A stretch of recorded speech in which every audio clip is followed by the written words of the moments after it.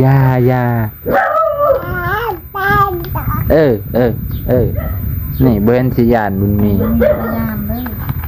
น่ะบุญมีน่ะมันกลับทันแถวน่ะกวยกันเองฮะทาคอยจนฮอดกลางคืนโกยน่าจะดีตนแท้วันนี้ดีใจปะ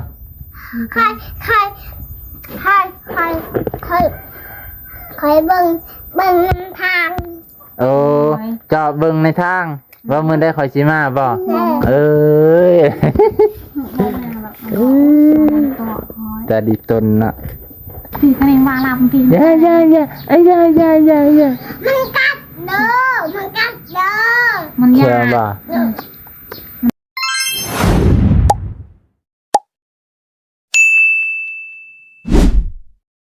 ยังไงคือเบิ่งน้องแน่ เบิ่งน้องเด้อ เยอะเมื่อกี้นี่บุญมีกินโฟมน้ำไว้พี่น้องฟองน้ำยำให้น้องกินได้บ่ยำแบบมุนๆน่ะนะ น้อย บ่ได้บ่ มัน จะน่ะเจ็บท้องเนาะ มันติดท้อง ยังเจ็บท้อง นั่นบ่ได้กินข้าวเช้ามื้อซี่ กินข้าวทะเลอีกข้าวยำปกติ โอ้ โอ้ยพี่ มาสิถามเป็นหยังเป็นไข้จักมื้อเลย เป็นไข่ซ้ำ ปาดต บ่ได้ไปสัตว์เลย บ่ได้ไปซักเลย ไปนอนแต่ในบ้านนั่นเลย อืม พาจ่าจะเมื่อย ฮะจะทาข่อยจนเมื่อย อยากได้เกิดนะว่าโดยแม่ เด้อ โอ้ยแต่ดิดต้นร้านเนาะ ร้านหน่อยทาเกือบ3 มื้อ 4 มื้อเพราะว่าอันนี้มาแต่เวียงเพื่อมาฮอดสวรรค์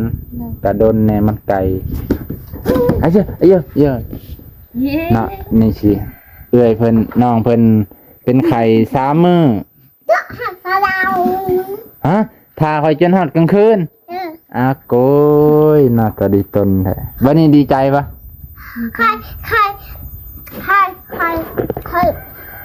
ใครเบิ่งทาง โอ้เจาะเบิ่งในทางว่ามื้อได้คอยสิมาบ่เอ้ยจะดีตนน่ะคิดว่าเบาตัวบ่ก็คิดว่าตัวเนาะบ่เห็นมาเนาะอะไรตัวหอย ตาดีตนแท้ อยากแล้ว งามบ่แบบนี้งามบ่นี่มีมุนๆ สักเลย เบิ่งมันสักได้บ่นี่ได้อยู่นี่นี่มีตุ๊กตาพ่อพาตะข่อยยังบ่ได้เกิบงามปานนี้ได้เจ้าบุญได้นี่ได้มีคนแพงมีคนอายุเยอะบัดยามไปลินกับบ่ใส่เด้ออย่ามันเปื้อนไว้เอาไว้ไปโรงเรียนเอาไปโซหมู่ไปโซผู้บ่าวน้อยยามไปลินก็เอาไว้อยู่เฮือนใส่เกลือธรรมดาบัดยามไปลินบัดยามไปบุญจังใส่เด้อยามไปบุญยามไปโรงเรียนมัวป้าต้องเคยได้เกือบงามเด้คันใส่มันเปื้อนเด้มันเปื้อนนี่งามคนให้งามใส่นี่ให้งามขึ้นเลยบัดสีนี่อะไรงามสีขาวนี่ยันบุญเพ่งรักษาบ่คุ้มมันเปื้อนไว้ได้สีขาวสีกรอ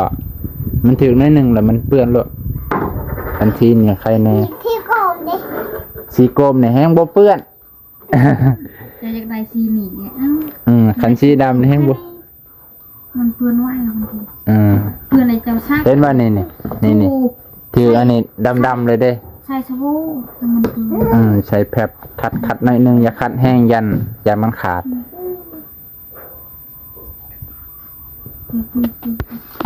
ป้าตัวน้องลอยบ่สบายตั้งแต่เมื่อวานเมื่อซื่นนี่บ่พอมันลูกหาง โอ้มันปุ่นอยู่ท้องโอ้เต่าอ้อนในท้องเนาะอยากเต้นเลยทั้งเพื่อน 3 มื้อแล้วเนาะ เอาให้ บ่ได้กินหยังเลยบ่กินยากินเดียวบ่ได้กินบ่ ไม่ได้กินยัง เออขนาดคุยเลยมาอะไรไปเลยไปงาน บ่ได้อันไอเกิงบ่ได้ไปยามเลยเออ เป็นเหนื่อยพร้อม วันนี้ เพราะว่าย่าน นี่นะ ยันเจ้าเจ็บแห้งกลางคืนเนาะไอเกิงก็เลยบ่ได้ไปก็เลยได้เผาลอยไปพี่น้องโอ้ยเนาะดีตนเด้เนาะนี่แหละพี่น้องบางคนก็ว่าจะให้ลอยคือลอยเพิ่นก็เป็นคนเดียวว่ามีโรคแน่นะเพิ่นก็ไปไกลบ่ได้เฮ็ดงานหนักบ่ได้พี่น้องนะต้องเข้าใจจุดนี้แต่ละคนมันบ่คือกันนะ ไปหดสมองเนาะ มักแตงก็บ่ได้โหดเนาะ ครูเขาหดหน้า ฮะชาลีเกินแล้ว ปอกเลย อันกับปลาไหลอยู่ มากแล้ว เด้อ ไอ้โย2 เดือนกว่าแล้วมันมากแล้ว เขาจะหดมา บัดเมื่อยก่อนพักก่อนบัดยามมันนั่นมีแห้ง ใครหอก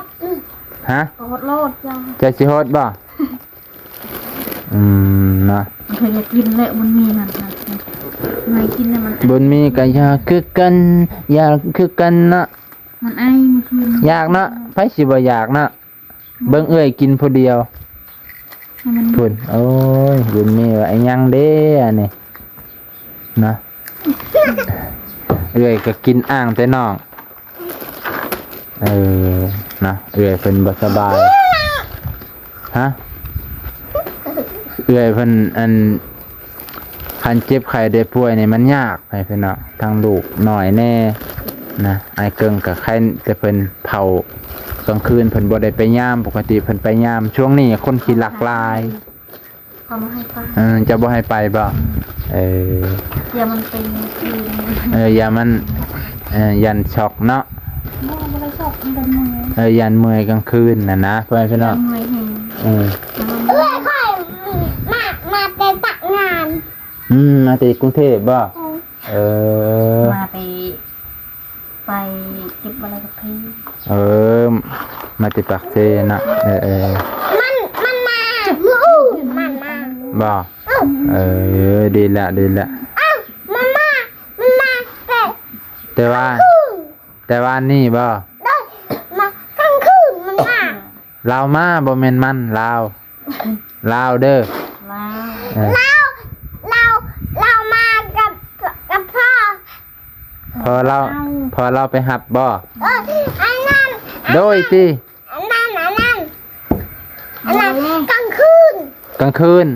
มากลางคืน แม่มันเพ่งเลย ขี่รถยังมา เราจัก รถจักรเราจักไว้เนี่ยตำรวจตำรวจตำรวจตำรวจตำรวจไล่น่ะแล่นไว้รถสร้างน่ะเราจัก ไปให้เอื้อยกินน้ำบ่ขนมให้เอื้อยกินน้ำบ่เด้จะคนน่ะไปให้พุละทงบ่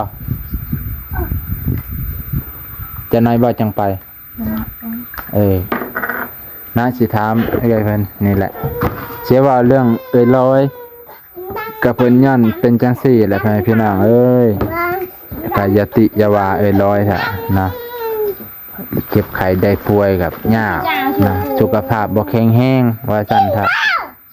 ฮะกินแล้ว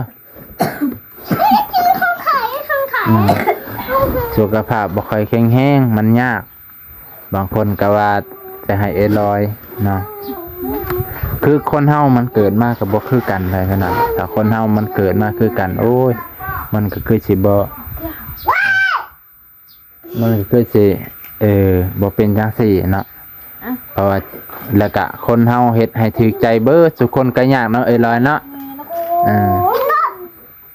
เพราะว่าง่ายๆซะ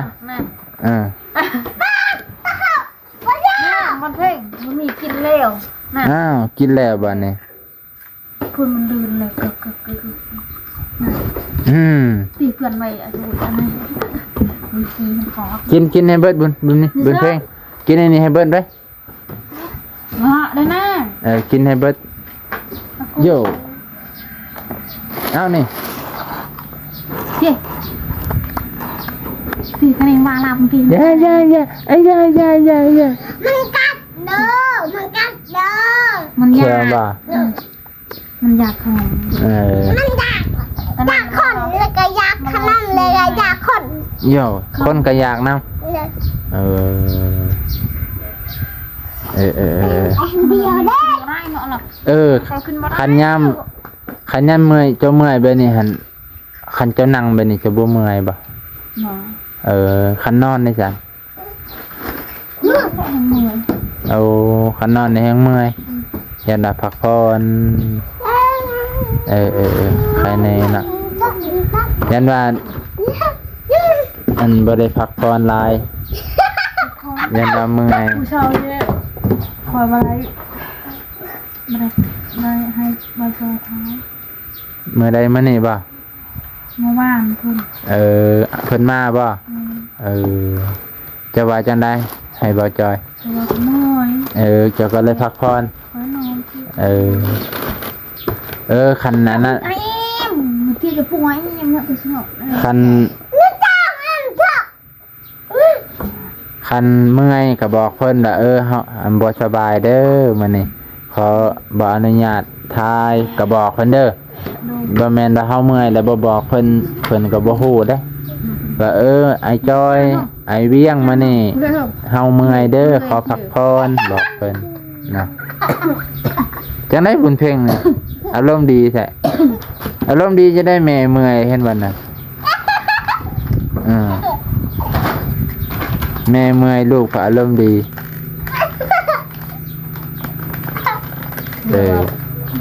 ใส่ฉลองมั้ง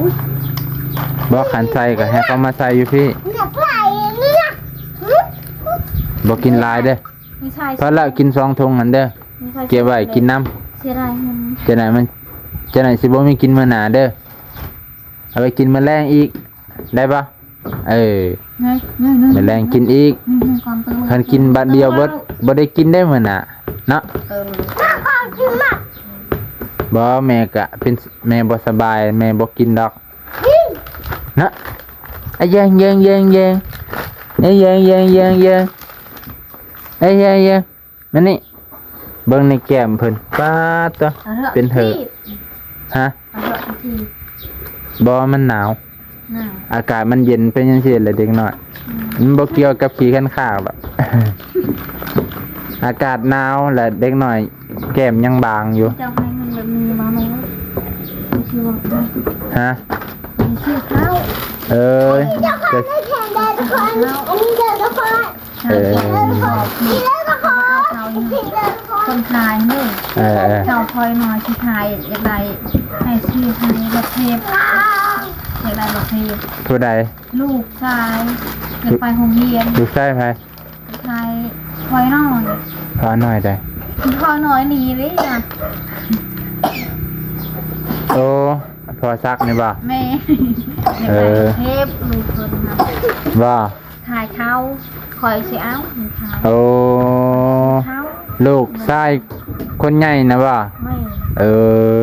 ค อยให้อาศักดิ์ที่ขายคอยชิได้หรือดอกเขาคอยชีขาย ชิได้เงินนี่ อยากซื้อข้าวแน่อย่าปากให้ แม่พี่เดี๋ยวกับนี่นะฮะ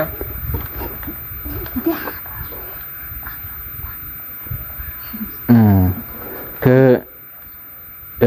ทำยักขายเขาเขาเดี๋ยวนี้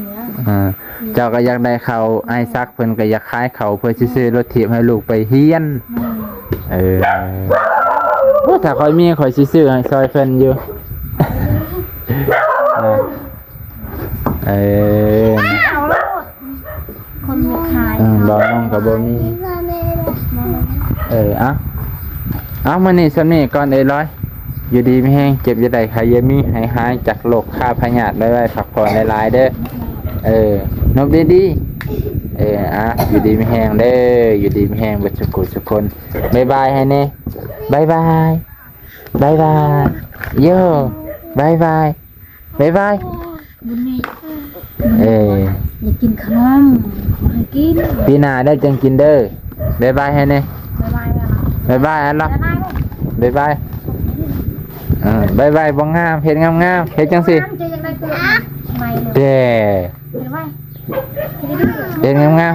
ๆมันก็เจ้าย่านยังอย่า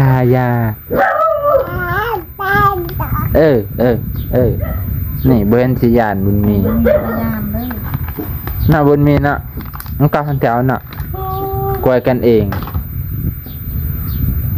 บายบายบุญมีบุญมี เขาชี้ขายเขาขายเนาะ Ini badannya saya